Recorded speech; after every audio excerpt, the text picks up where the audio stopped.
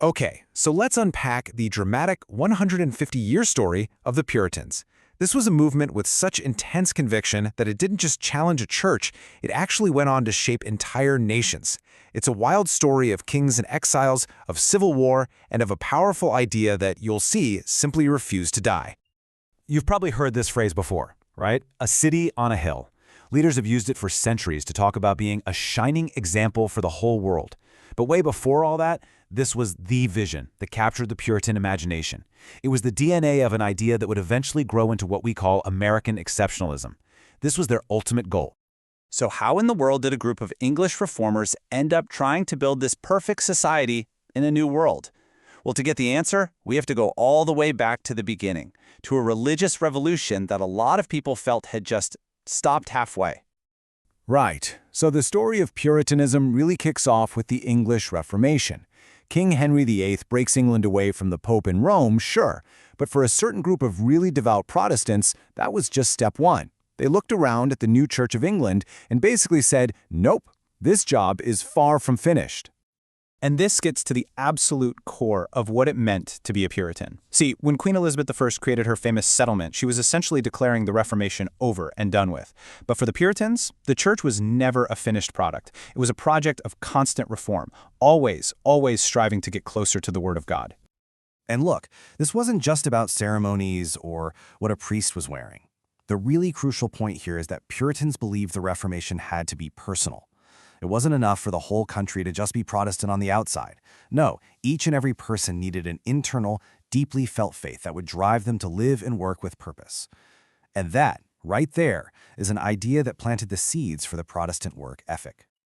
Now, to really get why the Puritans were so intense about all this, you have to appreciate the sheer chaos they were living through. For almost 100 years, the official religion of England could literally change overnight, all depending on who was wearing the crown. It created this kind of religious whiplash that just fueled their desire for a truly and permanently reformed church. I mean, just look at this timeline. Henry VIII breaks from Rome. Then his son, Edward VI, pushes the country way more Protestant. But he dies young, and his sister Mary comes in and drags England right back to Catholicism. Then Elizabeth creates her famous Middle Way Church.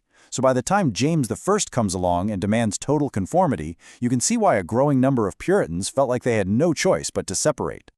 So all this frustration, it creates this massive fork in the road for the whole Puritan movement.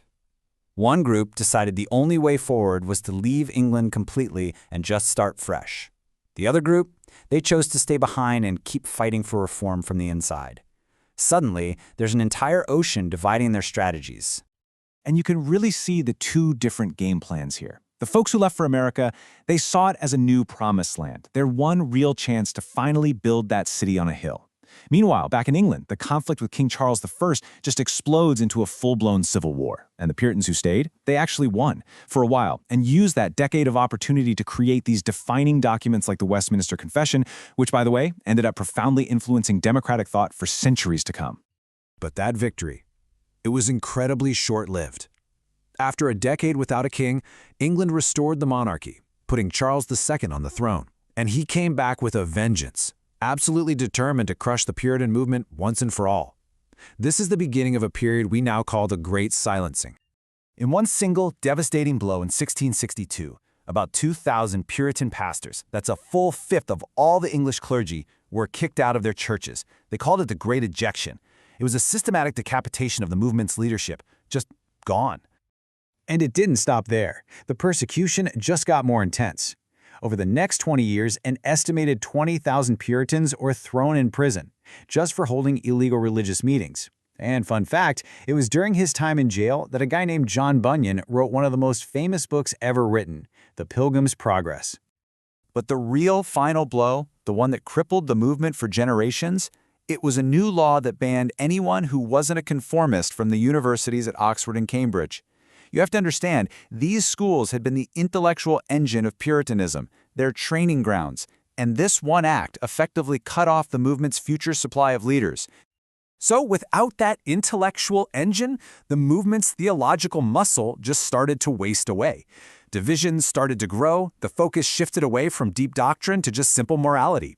It was a slow fade, And by the year 1700, the great Puritan movement in England was pretty much over, scattered, silenced, and totally leaderless. But here's the twist.